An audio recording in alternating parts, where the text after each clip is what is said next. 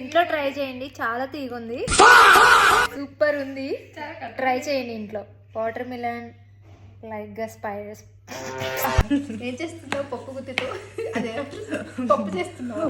Water vodka చూడండి బాబు, హెల్దీగా healthy recipe. ఏం చేస్తామని చూసారా? స్ప్రైట్, మింట్ లీవ్స్ అంతా మిక్స్ చేసుకుని, స్ప్రైట్ వేసుకుని, ఇంకేమో చెప్పండి. చేసిన తర్వాత వాటర్ మిలన్ జ్యూస్లో ఇలా చేసుకుని దాంట్లో కొంచెం స్ప్రైట్ వేసుకుని తయారైంది. గరిటె 10 రూపాయలు మాత్రమే. జ్యూస్ ఇలా అయిపోయింది.